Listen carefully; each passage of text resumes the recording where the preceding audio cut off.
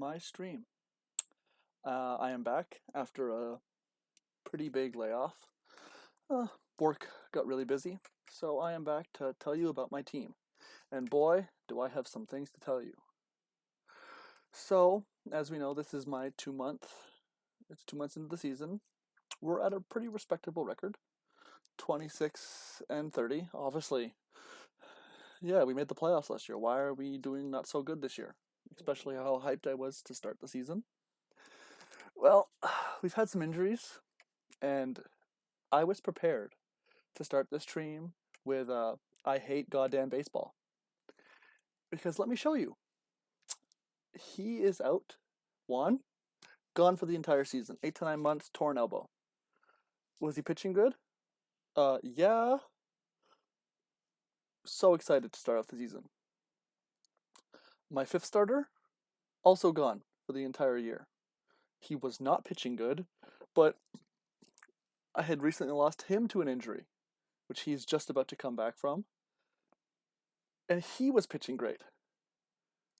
Also, I lost Ismael to an injury, and this is the hard one because if I lost Juan, I'd be fine.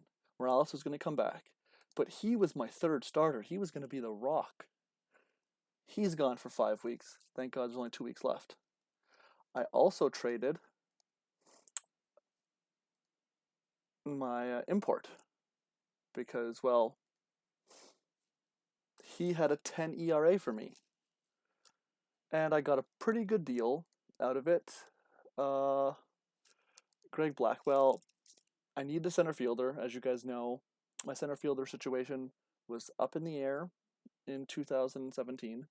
And in 2018, I had given it to Josh, but he's not the greatest hitter. Well, Greg Blackwell is a champion, a decent hitter. Had a rough 2017, but I'm looking at his body of work. He's not that bad.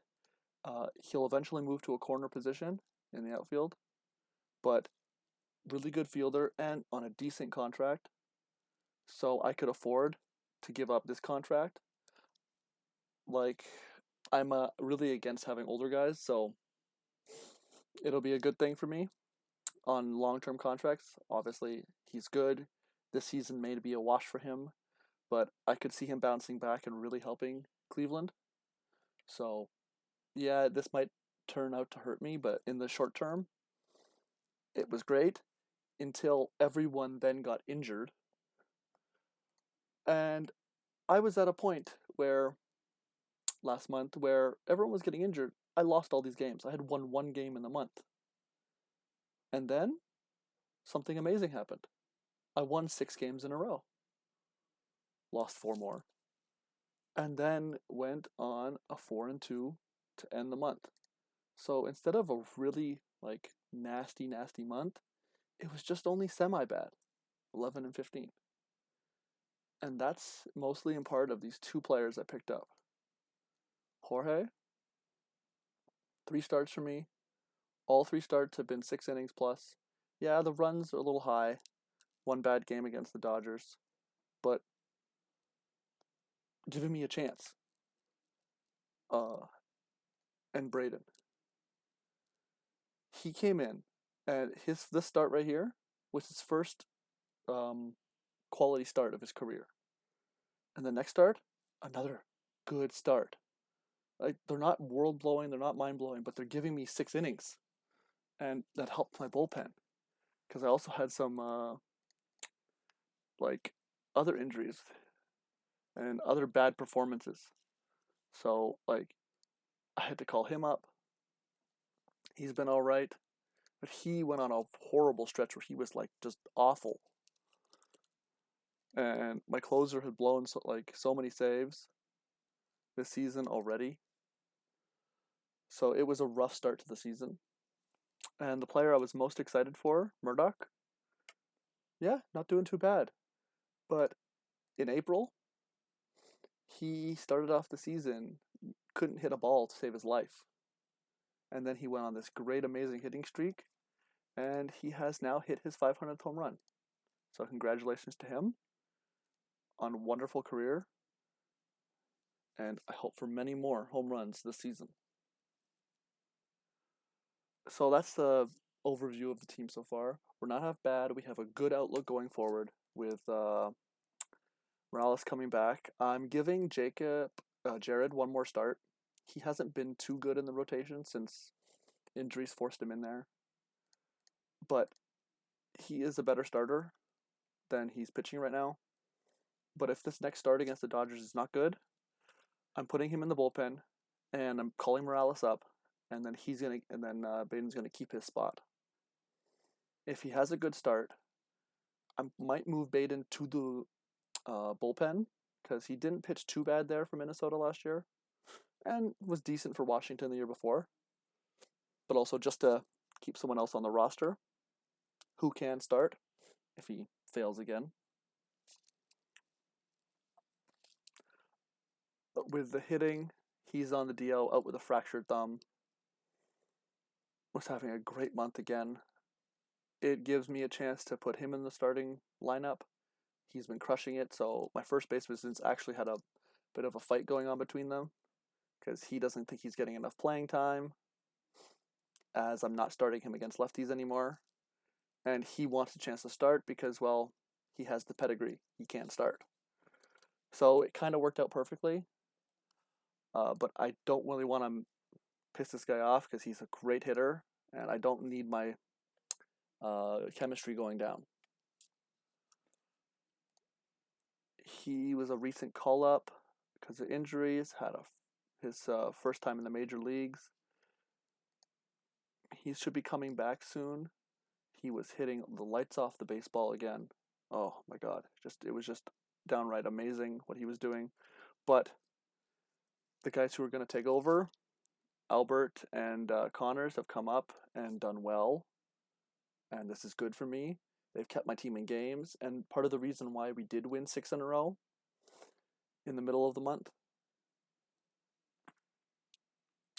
as I said, I traded for Blackwell. He's done a really good job since coming over against righties. His on-base percentage is not where I want it to be, and not where it was when he was in Cleveland to start the season. But he's hitting better than than Josh. And Josh is still playing against lefties because Greg's not so good against them lefties. But Josh is mostly my defensive guy nowadays. Also, because of the injury, as you can see by the DL, I have a million injuries this season. Danny, who was on fire, I called up Steve Moore. So Steve Moore came up, and he was the guy I got from Houston just during spring training. And so he's been pretty impressive since he came up. He doesn't get on base so much, but he hasn't struck out. So I like that. He started off a little slow, but home runs, RBIs, getting on base, hitting doubles, playing pretty good defense. That's all I can really ask for. And Huffman has been same old. So it's been the hitting has been up there, which has really helped me with how slipshod my pitching is right now. In the minor leagues, let's see what's been going on. I have, but my AAA is mostly older players. No one really standing out at the moment. I'm excited to see what he's doing. He's been hitting well in AAA. I got him around the same time I got Moore, but this guy from Texas, and this is his first season in AAA. So he's looking to be like a catcher of the future type thing. He has decent defense. He's not up there with Jackie, but Jackie's looking to be another arbitration candidate. If he hits better, he might go over 1 million. And I'm not too certain. Also, with my first base situation up in the air, I could always move him to first base to keep that bat because he's not a very good catcher. And have this guy in the wings. But he's also not having a really good start to the season this year. So, on base percentage wise and slugging, So hopefully we'll see him pick it up. Let's see. Anyone else? Ooh, yeah. So, my apologies for that.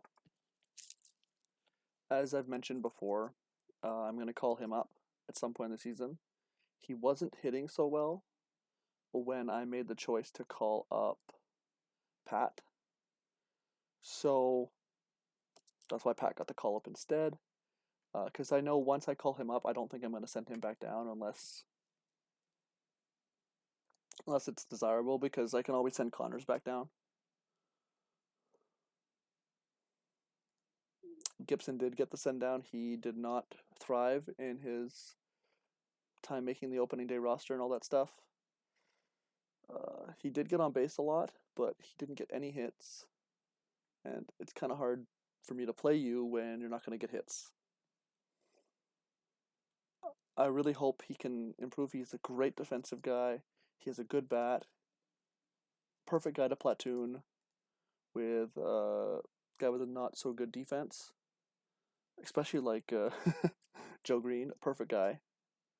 But he just didn't hit enough. So hopefully in the minor leagues, that'll be a nice little reset for him. He'll be up, but he's not my first call up. Unless there's like an emergency situation where he'll get the call up instead, like a couple days situation. Any serious injury, and nobody's coming up. I'm always serious. Let's see, I have a bunch of backup outfielders, so if anyone gets injured, there's a plethora of people available. I did send him down. Came off the DL, wasn't doing too well, so he's now back in AAA because I have Blackwell. He's a good pickup. I picked up 4 Mr. Mike Campbell. Yes, I did get rid of him. He ended up going way down after a great start to the regular season. So I traded him because of Rule 5 and I didn't want to release him. Pretty good pickup, just to, if I need him, he might be up in September because he can hit lefties, and Lewis cannot. So he'd be a good guy to play. But right now, my lineup for that is Moore, and I guess I have to edit my lineup. I didn't realize that. Ah, yes. Okay. So I gotta call someone up anyway. Well, I'll figure that out later. So, right now Moore's playing left field because Moore can play left field. And I might call up an outfielder now just to play right field or put Blackwell there. But I cannot pronounce his name, so I'm not going to try. He would be a great addition to the up and down. Reason I don't want to call him up right now, out of options, put him on waivers, he might get claimed. I don't want to lose him. There's a couple other people I can call up before that, but not all of them hit lefties so well. So okay, let's move over. Oh yeah, my apologies. Another guy. This guy, he's a little older, 27, but he's made his rank since I've been here, and I'm excited to see what the future holds for him. He also is a potential call up this season. Hits lefties, decent defense. Will move to left or right field, most likely left. If he comes to the major leagues. Not having such a good season to start in AAA, but he has been a fast mover for me, so excited to see. Okay, on the pitching side, Adams, after last season's super disappointing event. Hey, how you doing, man? After last season's super disappointing season, as you can see in AA, 1-10 with a 7.09 ERA. I was hoping and expecting better, but he came out of the chute hard, 5-1, 0.98 WHIP, and with all the injuries, I might have brought him up because he is on the 40-man roster, but I decided to send him to AAA instead, and he didn't start out so well, but his last 3 starts have been downright amazing. So I'm hoping for similar improvement. With that, thanks for coming to watch, guy. Okay, and who is next? So he's also another big improvement for me. He didn't do too well in his cameo in Double A last year. Again, he's not doing so well, and I see the Double A team has moved him to the bullpen. But I gotta hold out hope. He has the ratings that show that he's a good player. He can be a good player, but it's not looking so good with the stats right now.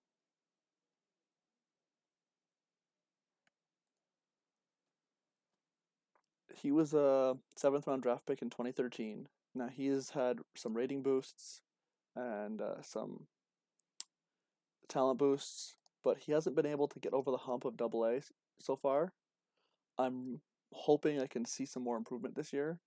His WHIP is showing that he has good. He's better pitcher than his ERA showing, but the strikeouts aren't always. The strikeouts haven't always been there. In terms of his limited cameos here and there, I'm hoping for a little more ratings improvement before I move him up to AAA. Other than injuries happen. Who else was I looking for? And again, with my catcher situation, I got him off waivers at the end of last season. He seems to already be fully developed. He's not the greatest catcher, but a guy you could love to have in your system in case multiple injuries or something happens. And hey, you never know, maybe a talent boost will hit him too. Though unlikely with low intelligence.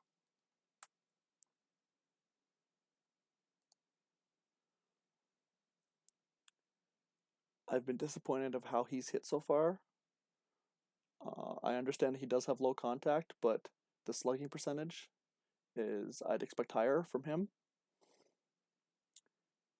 He didn't get much playing time at the beginning of the season for some reason, so I figured it out and got him some more playing time. Because if he can just bump up a power stat maybe a little bit more, he'll be a great asset to have backup first baseman, maybe even starting first baseman with my first baseman situation up in the air. Yeah, so that's basically Double A. All these other guys here have just been promoted or are taking off. I did forget about him. Because he came in the trade with Blackwell. Yeah, I got him in the trade, and I'm excited to see what he can do. He's been crushing it since I promoted him to Double A, and I did not know that, so oops for me. He could be a candidate for call-up this year. I do like to call up my guys at the beginning of the season, see how they do in spring training first. Outfield situation with a free agent and also a free agent has some openings next year, so should be cool to see what the spring training battle is going to be like. Okay, Single A. Nobody I'm really crazy for. He's just another filler. Didn't really doesn't really have much that makes the eye pop. He lost his eye after he was drafted.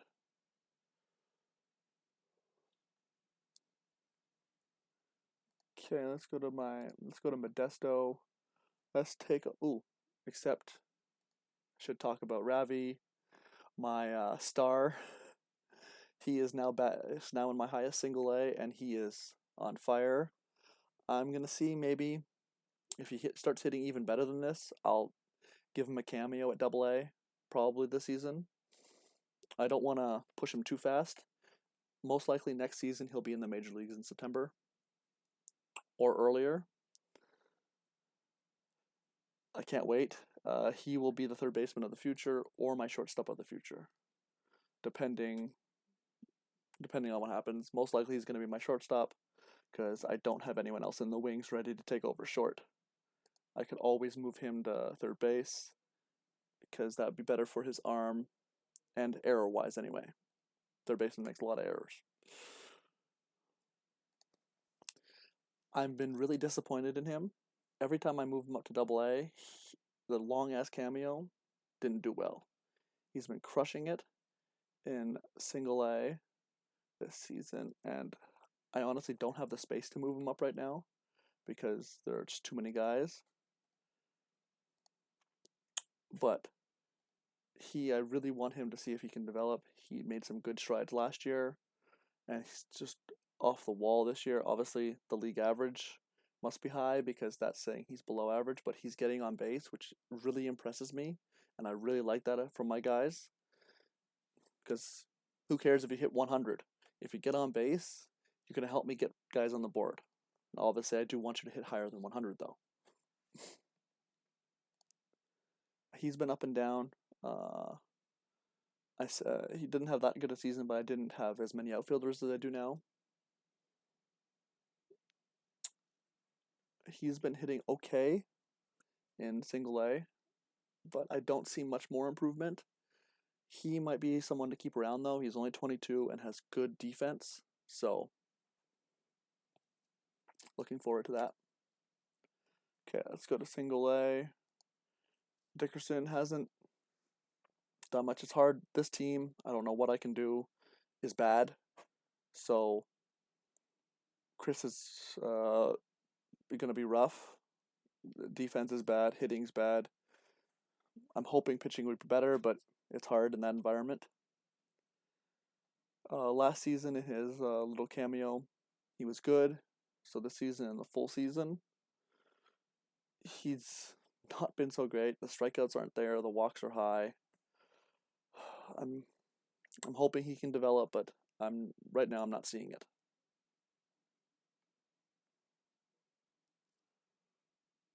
Nothing much. Waiting. I moved him up. He was not so good last season. He's been great this season in just 10 innings. But I'm not seeing much ratings improvement as of yet, so a little disappointing. I'm obviously looking for more pitchers in the drafts. I'll go through that later when I get to the draft preview.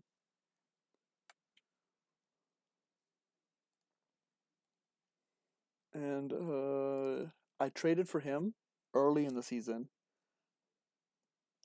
Another thing, I did trade away this guy, Chris, who could be starting for me. Mostly because I had other options. Kind of might have been a bad deal, but also I got a nice outfield prospect, which I kind of need some better ones. And he hasn't done anything. And it's been mildly disappointing. Because I was hoping that I might have, hit a jackpot, got a good trade. Not everything works out the way you want it to, but this kind of sucks because that ended up hurting my team in the long run. In the short term, I mean. In the long run, I hope it works out, though. We'll see. And anyone of value, he needs a big bounce back season after this horrific campaign because that could really affect his ratings. He was up, he didn't hit so well, so I'm leaving him down until the season starts. If he starts hitting, he'll get called back up again. And yeah, no one flashy. I'm excited for him. His one start this year with all the pitching injuries in Single A was not so good, so he's sent back down. But he can move through the system fast, and I love that control if it develops. That's basically about my team so far. I'll go on and talk about the universe now. As we all know about Murdoch's 500th home run, there are a few other things that have happened. Let's go see them now.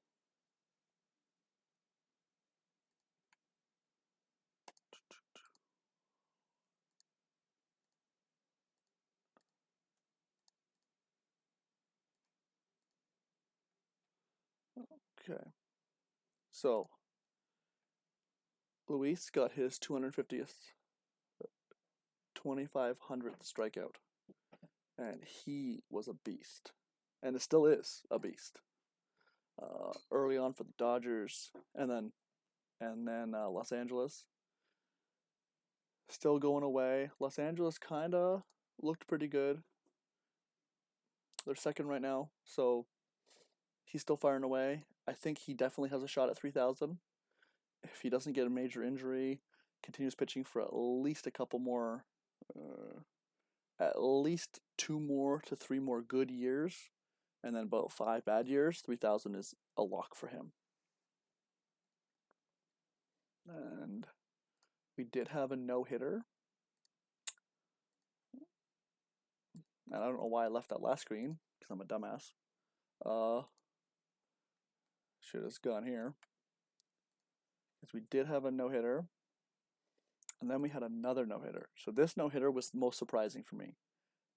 Older guy who I wouldn't think was going to throw a no-hitter against anybody. Goes out and crushes one in early April for a team he does no longer plays for now, which is even more hilarious. His no-hitter was more expected. Great control, decent movement, good stuff.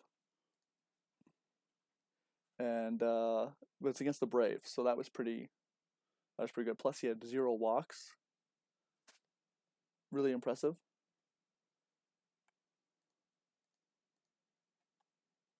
We did have a cycle. Obviously high contact, gap power guy, and it's in Arizona. Altitude. There's probably more cycles in Arizona and Colorado than any other place because of that. Or the bigger ballparks too.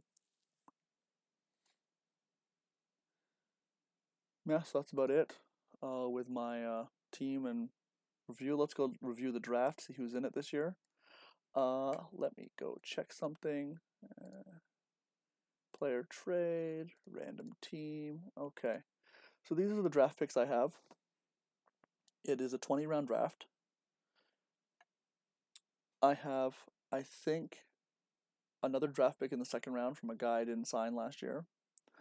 Until I raise the draft to 25, the cutoff is 3 rounds. So anyone I don't sign in the first 3 rounds, I get their draft picks back. So I think I have about 4 or 5 draft picks in these rounds. Plus, I think I have a couple compensation picks from guys that got signed away, which would be cool. Really need to build my team, and then I got 2 late round draft picks to stock the minor leagues. Usually, I try with pitchers, depending on how much pitchers are in the draft, but not all. It depends on the talent level. Some going with the best player is usually the best option, because then you don't having to worry about when you need that player. As a fan of my real life hometown team, didn't do that one year, and then we missed out on that great 2005 draft. Okay. Draft pool.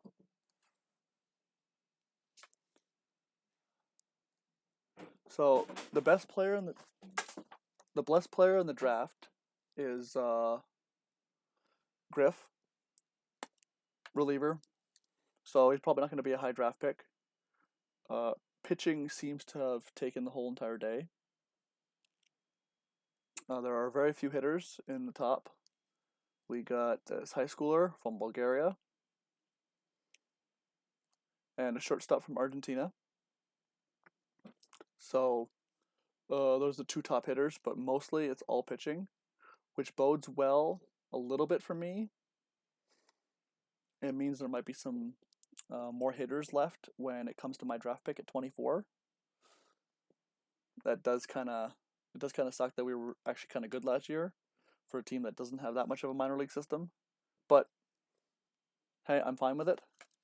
I am looking to pick up starting pitching though, so the positive and negatives kind of hurt me with getting a good pitcher in the first round when I'm trying to go for the best player, especially when I know I don't have anything coming up so far.